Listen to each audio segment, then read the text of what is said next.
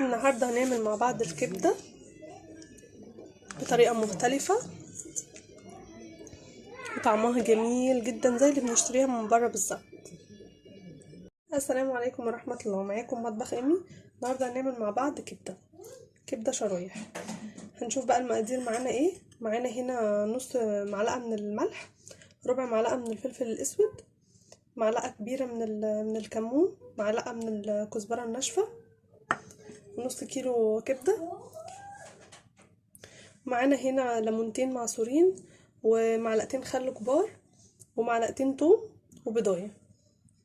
نجيب بقى هنا معانا العلبة اللي هنتبل فيها ونحط التوابل كلها.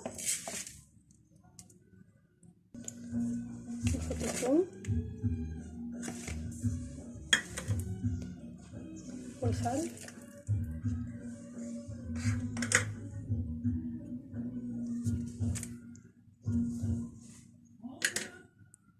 ونحط البيضايه.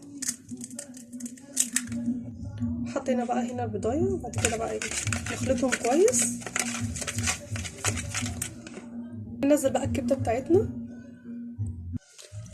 نخلط بقى كده الكبده مع التتبيله كويس كده. بقى تبلناها نحطها بقى في التلاجة.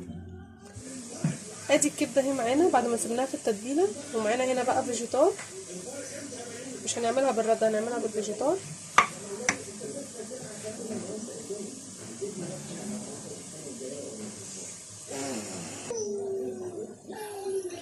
كده بقى ونحطها في يكون زيت غزير شويه، بس الزيت ما يسخنش قوي عشان بس ما تتحرقش.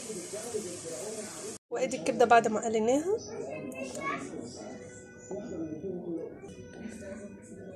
ممكن بقى تاكليها مثلا مع مكرونه، مستويه جدا وطعمها جميل جميل جدا.